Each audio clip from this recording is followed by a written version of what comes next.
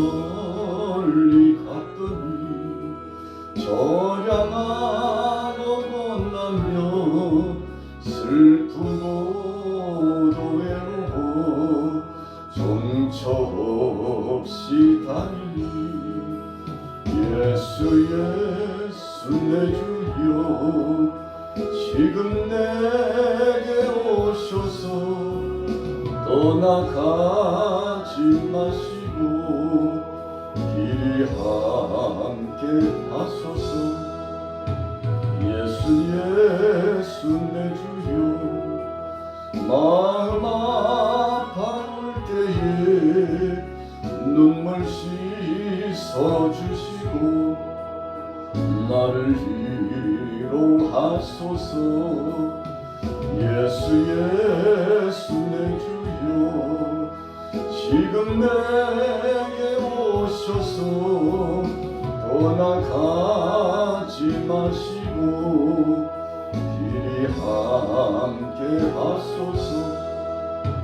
다니다가 쉴 때에 쓸쓸한 곳 만나도 홀로 있게 마시고 주여 보호하소서. 예수 내 주여 지금 내게 오셔서 떠나가지 마시고 길이 함께 하소서.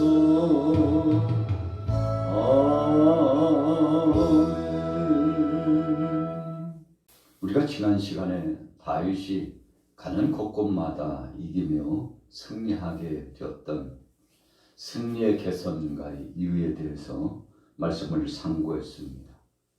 왜 그렇게 하나님께서 다윗을 도우시며 다윗과 함께 하시고 하나님이 싸워주시고 다윗 편에 서서 평강의 복을 누리도록 하셨을까요? 그 이유는 한 가지입니다. 하나님을 전폭적으로 의지하고 감찰하시는 그 하나님 앞에서 합당한 삶을 살아가며 하나님의 마음을 기쁘게 하였기 때문에 그렇습니다. 그런데 이와 같이 하나님의 도우심을 받고 아주 중대한 사역을 진행했던 다윗, 성군이라고 불릴 만큼 위대한 사역을 진행했던 다윗에게도 약점이 있었습니다. 자, 그 약점이 무엇입니까? 바로 간음죄를 범한 것에 대한 약점입니다. 우리가 인생 여정을 살아가면서 여러 가지 미혹의 역사를 받을 수 있습니다. 그래서 어떤 사람은 말하기를 인생은 시험의 무대다 라고까지 그렇게 말했습니다. 한평생 살아가면서 여러 가지 미혹거리가 있을 수 있다는 것입니다. 어떤 사람은 명예로, 권세로, 어떤 사람은 물질로, 또 어떤 사람은 오늘 본문의 말씀처럼 이성적인 관계 때문에 그 유혹을 이기지 못하고 이 평생 살아가는 삶 가운데서 정말 크고 복된 것을 상실하는 삶을 살아가는 사람이 있다는 것입니다. 원수마귀 사탄은 우리의 약점을 너무나 잘 압니다. 베드로의 약점을 꼬집어서 그를 넘어뜨렸죠. 가룟 유다의 약점을 틈타 그에게 사탄이 들어갔다고 했습니다. 예수님께서 유다가 자신의 일을 행하는데 예수님을 은 30에 파는 일을 도모하고 결국 물질에 은이 어두워서 주님을 팔아버리는 유다의 모습, 그 모습 속에 예수님 뭐라고 말씀하셨습니까? 마귀가 저 속에 들어갔다, 그렇게 말씀했어요. 심지어 수제자 베드로였던 충성된 일꾼이었던 베드로도 사탄이 와서 흔들려고 얼마나 그를 넘어뜨리려고 괴계를 꾸미는지 예수님께서 이 광경을 보시고는 사악한 원수 마귀를 꾸짖었습니다. 그리고 베드로가 밀가부르듯 흔들리지 않고 넘어지지 않도록 우리 주님께서 기도해 주시며 그와 함께 주셨다고 말씀했습니다. 다른 제자들도 마찬가지입니다. 예수님께서 십자가상에서 고난 당하시고 죽으시게 되자 주님을 부정하고 다 낙향했습니다. 멀리 멀리 떠나갔습니다. 참 처량한 신세가 되었습니다. 여러분, 우리 신앙인은 주님과 함께 있을 때 행복자입니다. 우리가 신명기서의 말씀에 보면 행복한 자에 대해서 토로하고 말씀을 주시고 있습니다만, 가장 행복한 사람이 누구라고 말씀하고 있습니까? 주님 말씀 안에 거하며 사는 사람이 가장 행복한 사람입니다.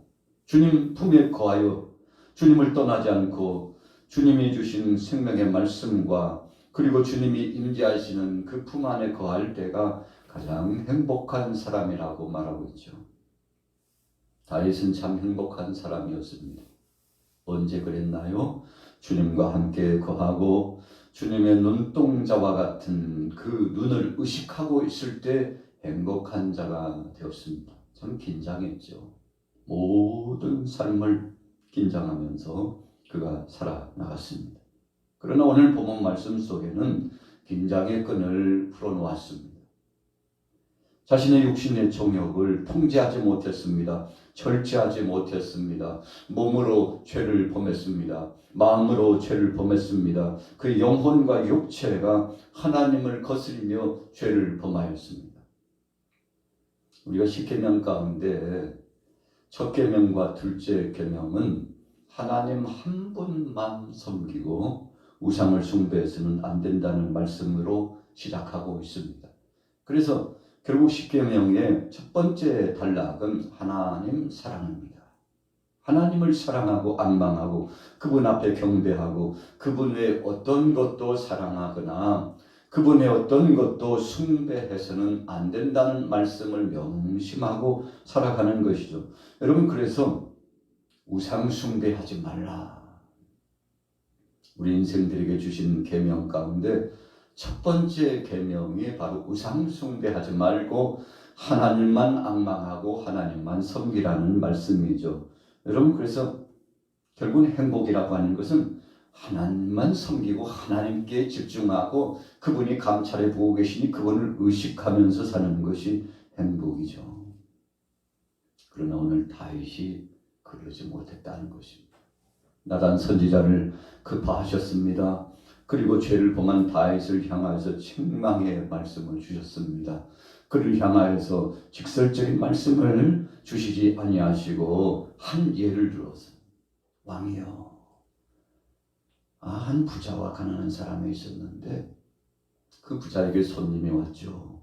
그런데 그 부자가 자기의 양떼가 많은데도 하필 가난한 집에 한 마리밖에 없는 암양 새끼를 빼앗아 가지고 오시는 손님을 대접하고 잔치를 배설했습니다.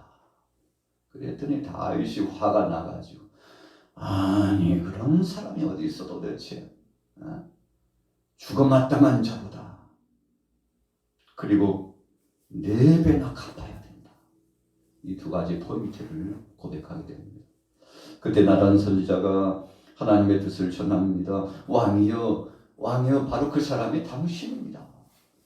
당신이 간음죄를 범했습니다. 당신이 하나님의 뜻을 거스리고 하나님의 말씀에 불순종하고 하나님의 그 말씀에 순응하지 아니하고 간음죄를 범했습니다. 여러분, 다윗이 하나님의 말씀을 받고 그냥 나단 선지자 사람이 아니라 하나님이 주신 말씀을 듣고 철저하게 통곡하면서 회개하게 되죠. 자, 왜 그랬습니까? 7절 이후에 보면요, 참 기가 막힌 말씀입니다. 나단이 다윗에게 이르되 당신이 그 사람이라. 이스라엘의 하나님 여호와께서 이와 같이 이르시기를 내가 너를 이스라엘의 왕으로 기름 붓기 위하여 너를 사울의 손에서 구원하고 내 주인의 집을 네게 주고 내 주인의 아내들을 내 품에 두고 이스라엘과 유다 족속을 네게 맡겼느니라. 만일 그것이 부족하였을 것 같으면 내가 네게 이것저것을 더 주었으리라. 자, 무슨 말씀입니까? 다윗이 왕이 되고 왕으로 사역을 진행하면서 엄청난 것들을 하나님께서 주셨다는 것입니다. 그럼에도 불구하고 다윗은 감사하지 않았습니다. 하나님이 주신 자신의 편에 있는 것에 만족하지 않았습니다. 그래서 다윗이 이웃의 아내를 탐했습니다. 여러분, 예수님께서 마음으로 생각만 해도 가늡니다 그랬어요.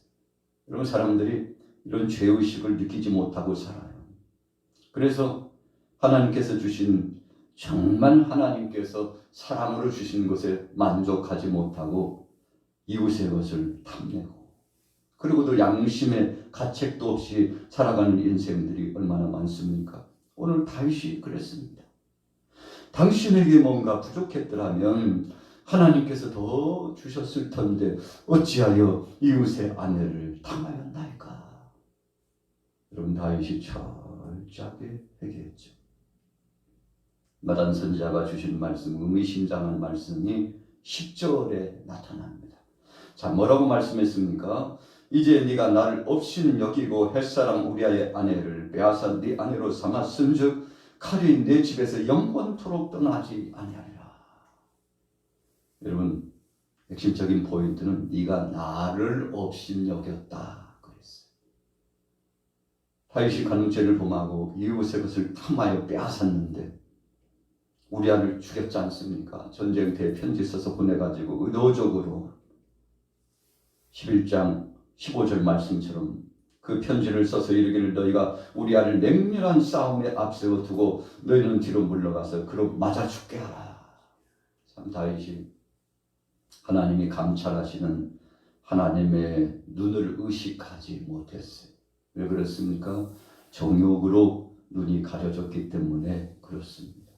이웃의 아내를 자기 아내 삼기 위해서 동침하고, 또 그것을 숨기기 위해서 우리아를 휴가 보내가지고 너희 집에 가서 잠 좀 자고 편히 쉬었다가 전쟁터에서 그렇게 수고하고 애를 쓴다면서 이루하는 척 그렇게 했는데 우리아가 자신의 집에 들어가지 않았죠. 왜 그랬습니까? 사랑하는 충성된 우리 부하와 또 동료들이 지금 전장터에서 싸우고 있는데 어떻게 왕이요? 제가 편안하게 휴가를 보내며 잠이나 잘 수 있겠습니까? 라고 자신의 심정을 토로하고요.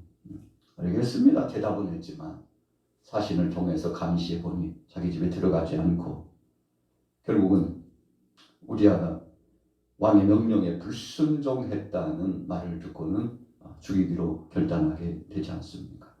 근데 이 모든 것을 하나님이 다 보고 계셨다는 것입니다. 그래서 하나님께서 네가 나를 없인 여기는구나. 자, 무슨 뜻입니까?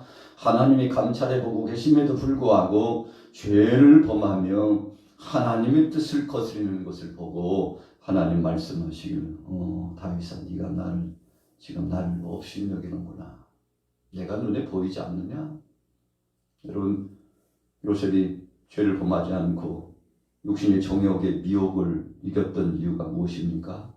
하나님이 나를 감찰해 보고 계신다. 너무나 두려웠어요. 그분이 두려웠어요.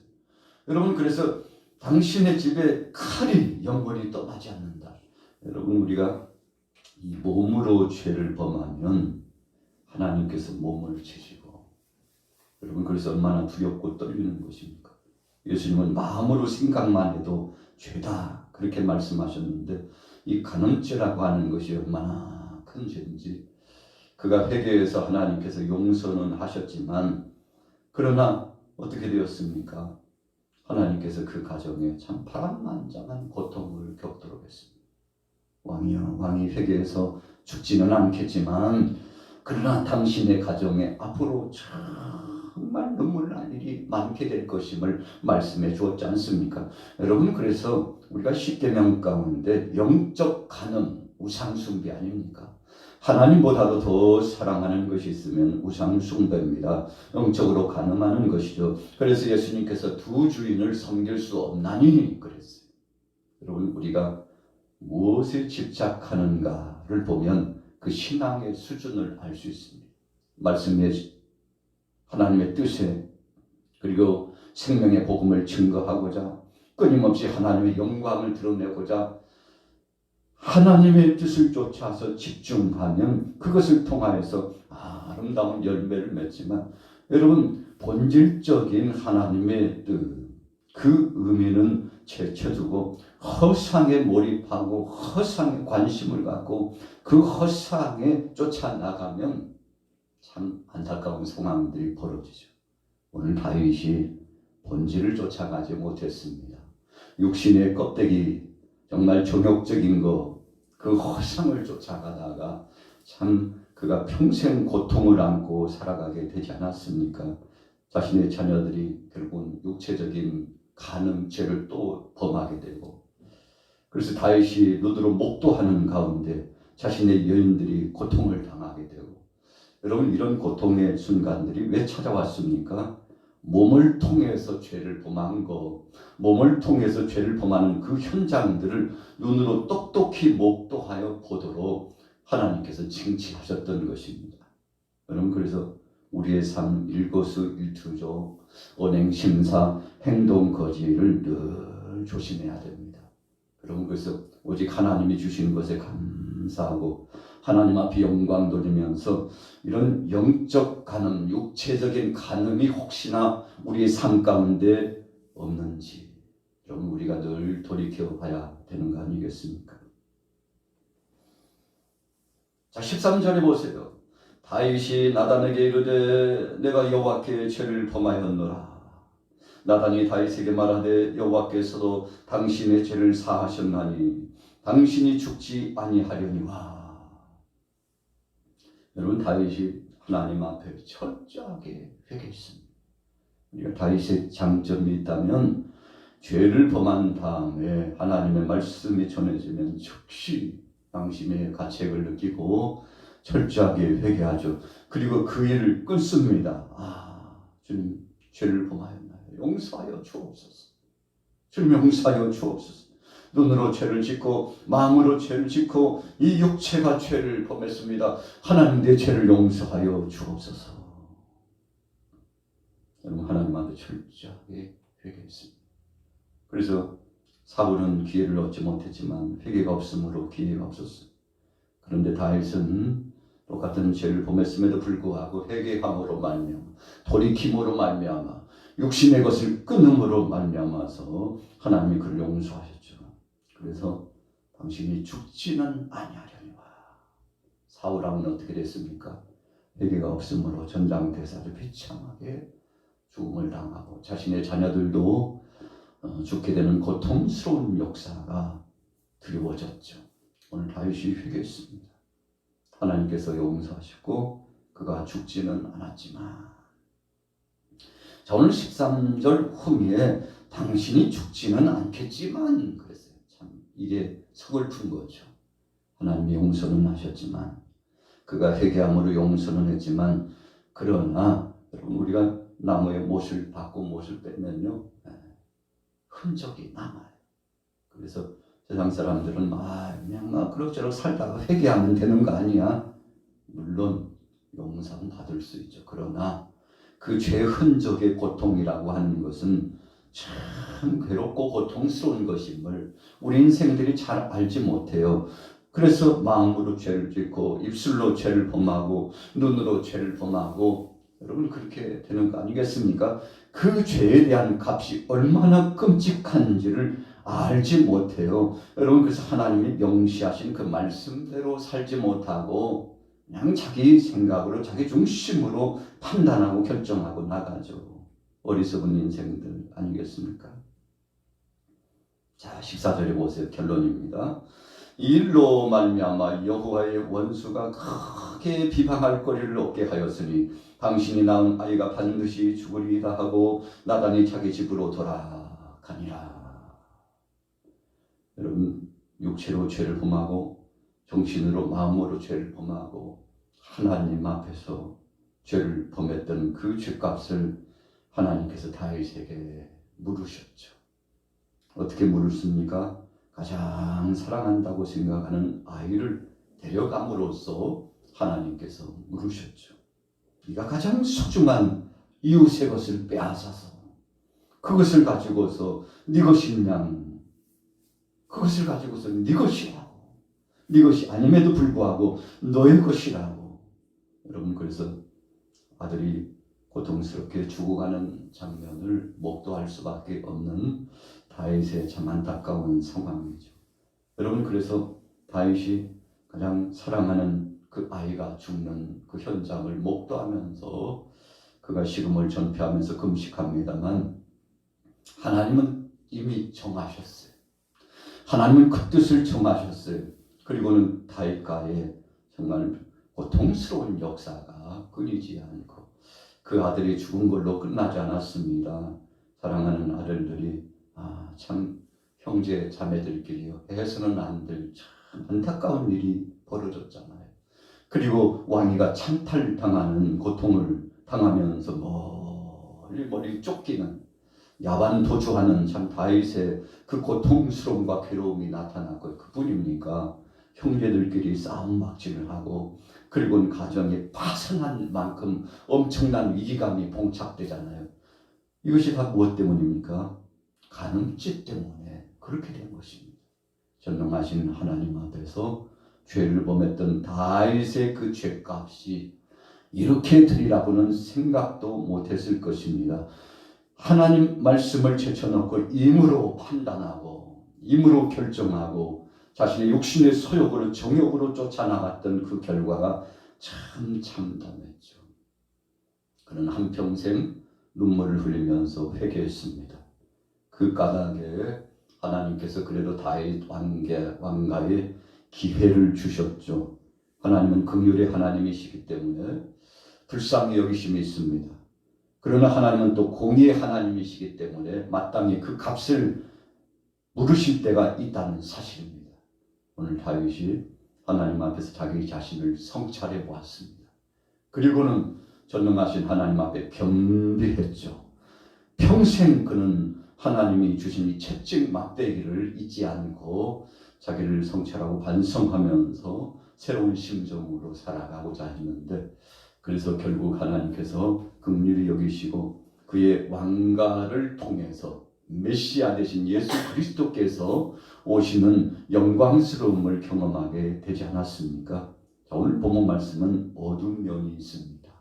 그러나 그 어두운 면 또 다른 한편에는 하나님의 긍휼하심과 새롭게 하시는 역사가 있었습니다. 오늘 하루를 살아가면서 우리의 마음속에 정말 중요하게 여기는 것이 무엇입니까? 하나님 한 분으로 만족하고 그분의 영광을 기억하고, 그래서 하나님이 주신 그 사명을 잘 감당하여 10절 말씀이 그랬지 않습니까?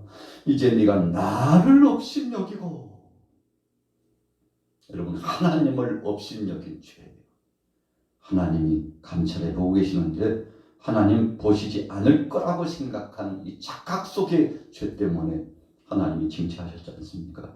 오늘 하루도 우리는 늘 하나님을 의식하면서 무슨 말을 하든지 무슨 행동을 하든지 우리 삶 가운데 주님 모시고 믿음으로 승리하게 되시기를 예수님의 이름으로 축원합니다. 살아계신 하나님 아버지 은혜를 감사합니다. 우리 편에서 늘 감찰하시며 함께 하시는 여호와 하나님, 살아계신 주님 그 은혜 감사합니다. 지난 모든 상황적인 삶들을 주께서 주장하여 주셨사옵고 우리 주님이 해 주셨으니 감사합니다. 다윗이 하나님이 주신 은혜를 감사하지 않고 불평하고 불만했습니다. 하나님이 주신 것에 자족하지 못하고 끊임없는 욕망을 쫓아 육신의 정욕, 안목의 정욕, 이 세상 자랑을 쫓아가다가 하나님의 그 능하신 오른팔에 징치하심을 체험했으나 아버지 하나님 다시 한번 돌이켜서 힘을 얻은 것처럼 우리의 삶 가운데도 하나님만 바라보고 승리하게 하여 주옵소서. 하나님 중심, 말씀 중심, 생명의 복음 중심, 예수 그리스도 중심, 하나님 나라 중심으로 승리케 하여 주옵소서. 예수님의 이름으로 축복하고 기도 올려 싸움나이다. 아멘.